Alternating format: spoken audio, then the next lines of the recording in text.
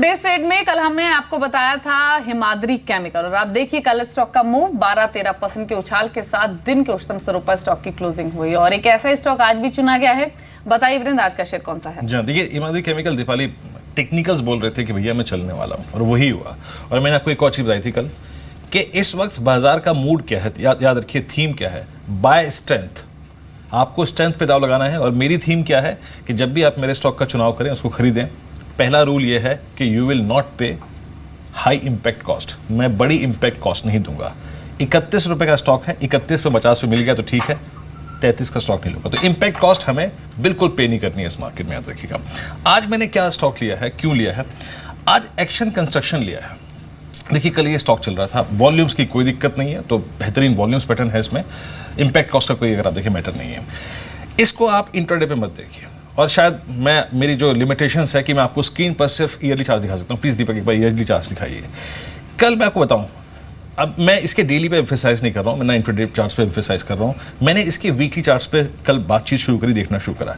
याद रखिए ये जो वीकली चार्ट्स है उस पर जो इस हफ्ते की कैंडल है वो सबसे स्ट्रॉन्गेस्ट कैंडल है। जितने मेरे स्क्रीन पे चार्ट है ना, अगर मैं बीते 2-3 साल की अगर प्राइस परफॉर्मेंस देखूं, सबसे स्ट्रॉन्गेस्ट वीकली कैंडल है। और याद रखिए अभी उसमें बुध नहीं जुड़ा, बृहस्पति नहीं जुड़ा, शुक्र नहीं जुड़ा, यानी सिर्फ 2 दिन में अगर आप देखें वो कैंडल इतनी स्ट्रांग हो चुकी है।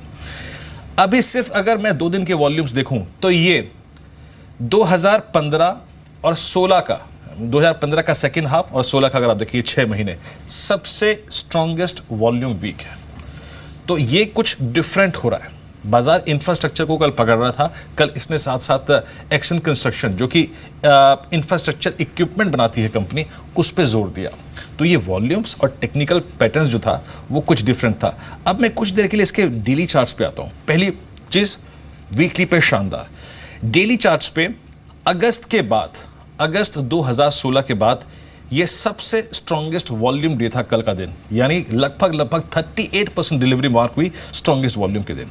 इसने क्या करा, फरवरी, मार्च, अप्रैल, मई और जून के सारे रेजिस्टेंस को पार कर दिया, सारे रेजिस्टेंस को पार कर दिया। और जब एक बार फिर से देखिए कि वीकली चार्ट्स पे एक स्लोपिंग डाउनवर्ड चैनल थी, इसने उसको हायर लेवल पे काटा है। और याद रखिए जब इसके आप मंथली चार्ट्स को देखेंगे, वीकली चार्ट्स को देखेंगे, तो आप इसके डेली को भूल जाएंगे, कहेंगे यार क्या बेहतरीन रिस्क रिवॉर्ड रेशो है, क्या बेहतरीन रिस्क रिवॉर्ड रेशो है एक अच्छे स्टॉक पर। अब ये मैंने शब्द जो था अच्छा स्टॉक, ये क्यों इस्तेमाल किया ये सुन लीजिए। अब मैं आता हूं उसके फंडामेंटल नोट पे। अच्छा शब्द का इस्तेमाल मैंने क्यों किया, ये प्रॉपर्टी कहां से आई? Q4 में जो इसका एबिटा था, याद रखिए एबिटा अप्रोक्सीमेटली 78% बढ़ा और वो रहा करीब 13 करोड़ रुपए के आसपास। तो हर ग्राउंड पे नंबर्स अच्छे थे। Q4 में जो ये आखिरी चौथी तिमाही थी उसमें मुनाफा 126 करोड़ बढ़ के 126% बढ़ के लगभग 34.25 करोड़ रुपए रहा। इनका जो क्रेन्स का जो कारोबार है ना और जेसीबीज का जो कारोबार है उसमें शानदार इजाफा हुआ है, उसमें वॉल्यूम्स काफ़ी अच्छे खासे जनरेट हो रहे हैं। और एक और बात याद रखिएगा, जो FY16 का जो टोटल पैड था उसमें सब्सटेंशियल जंप था, पूरे साल की परफॉर्मेंस काफ़ी अच्छी खासी रही। तो टेक्निकल्स, फंडामेंटल्स सारे बेहतरीन, लेकिन याद रखिए सब इस पर दाव लगाइएगा ना तो हाई इंपैक्ट कॉस्ट पे नहीं करनी है आपको, याद रखिएगा। और वो वीकली चार्ट पे काफ़ी बेहतरीन ब्रेकआउट है। और सबसे बड़ी चीज़ जो है वो है रिस्क रिवॉर्ड रेशो, जो कि अव्वल दर्जे का है। राकेश, इस चार्ट पर कुछ कहना चाहेंगे आप? काफ़ी बेहतरीन चार्ट है वीरेंद्र। वीकली चार्ट्स पे देखें तो कंफर्ट ज़्यादा आता है। नीचे में 39 के अराउंड स्टॉक ने एक अच्छा बेस बनाया है, और ऊपर में देखें तो 51-52 की रैली शॉर्ट टर्म में देखने को मिल सकती है। जी, अब ये भी खबर आई है कि L&T इन्फोटेक का जो आईपीओ है उसकी डेट्स आ गई हैं और 11 जुलाई को ये आईपीओ खुलेगा, 13 जुलाई को बंद होगा। हाल ही में सेबी की ओर से अप्रूवल मिला भी था और एक लंबे समय से इस आईपीओ की बात हो रही थी और फाइनली आईपीओ मार्केट में अब वापस ये L&T इन्फोटेक हिट करता हुआ नजर आएगा। लेकिन आईपीओ मार्केट की ही बात करें तो काफी एक्शन रहा है। अभी महानगर गैस का आईपीओ आया जिसको एक शानदार रिस्पॉन्स मिला इन्वेस्टर्स की ओर से, 64-65% सब्सक्राइब हुआ। और आज एक नया आईपीओ आ भी रहा है, वो है क्वेस्ट कॉर्प का। 1 जुलाई को यह आईपीओ बंद होगा। 310 से 317 का प्राइस बैंड तय किया गया है। और इनफैक्ट मिस्टर भसीन, अगर आप फाइनेंशियल परफॉर्मेंस देखेंगे क्वेस्ट कॉर्प की बीते 4 सालों की, फिर चाहे वो FY13, 14, 15, 16, तो कंसिस्टेंट एक स्ट्रॉन्ग इंप्रूवमेंट कंपनी के रेवेन्यूज में, कंपनी के प्रॉफिटेबिलिटी में, कंपनी के एबिटा मार्जिन्स में देखी गई है।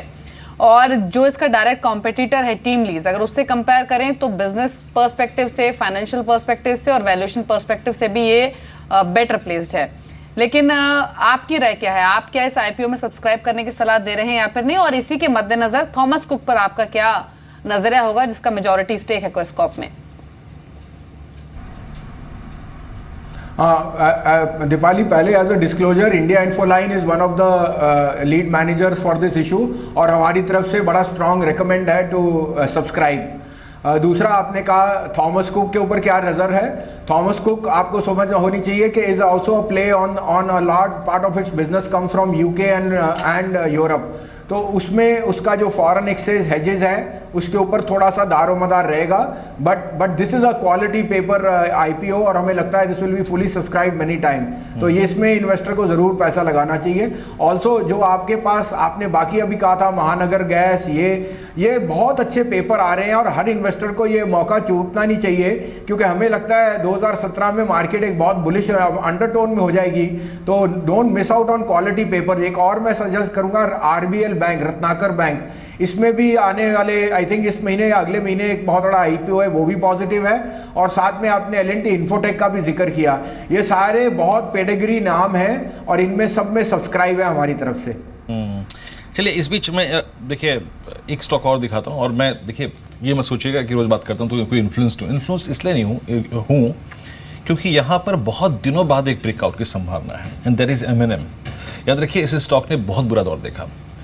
बुरा दौर इसलिए नहीं कह रहा हूँ कि ये गिरा तो नहीं है, इसने बुरा दौर इसलिए देखा क्योंकि जिस दौर में ये नहीं चला उस दौर में सारे के सारे ऑटो चले। क्या बजाज ऑटो, क्या हीरो मोटरकॉर्प, क्या मारुति, क्या टाटा मोटर्स, क्या टाटा मोटर्स DVR, क्या अशोक लेलैंड, सब चले। ये बंदा चल के नहीं दिया। और आप देखिए इसमें अभी हमने निफ्टी का रोल ओवर देखा था 28-30%। Look at a roll over of M&M, करीब 42.99, यानी एक्सपायरी -2, लगभग 43% रोल ओवर। ये अच्छा रोल ओवर है। जुलाई फ्यूचर्स में अगर आप देखें, कल करीब 9.5 लाख से जुड़े। आप देखिए जुलाई फ्यूचर्स में एक सब्सटेंशियल बाइंग है यहाँ पर। टेक्निकली डेली चार्ट्स पे, वीकली चार्ट्स पे इससे बेहतरीन चार्ट को नहीं है। मैं इसलिए कह रहा हूँ कि अगर आप एक ट्रेडर हैं, आप मौका ढूंढ रहे हैं, देखिए ट्रेडर के लिए रिस्क भी लेना होता है और रिवॉर्ड अच्छा होना चाहिए था। ये एक ऐसा चार्ट है, नाम में कोई कमी नहीं, चार्ट में कोई कमी नहीं, फ्यूचर स्टैटिस्टिक्स में कोई कमी नहीं, ऑप्शन स्टैटिस्टिक्स में कोई कमी नहीं। Roll over almost 43% strike. Rakesh, बहुत कम ऐसे चार्ट मिलते हैं, बहुत कम। पेशेंस रखूं तो ट्रेडर के तौर पे भी और इन्वेस्टर के तौर पे पैसा कमाने वाला चार्ट है। क्या कहते हैं इस पर आप? काफ़ी बेहतरीन वीरेंद्र टेक्निकल पैटर्न है और जिस तरीके से स्टॉक चार्ट है, एक बार ये स्टॉक 1415 के ऊपर क्लोजिंग लेगा तो अनचार्टेड टेरिटरी में एंटर करेगा और तब एक बड़ी तेजी टुवर्ड्स 1500 प्लस लेवल्स की देखने को मिल सकती है। इन स्तरों पर या करेक्शन पर स्टॉक एक बेहतरीन बाय है। और ऑटो स्पेस से अगर वीरेंद्र देखें तो आयशर मोटर के चार्ट्स भी एक्सपायरी के नज़रिए से काफ़ी प्रॉमिसिंग लगते हैं। 18,600 के स्टॉप लॉस के साथ 20,000 के लक्ष्य के लिए आयशर मोटर को बाय किया जा सकता है।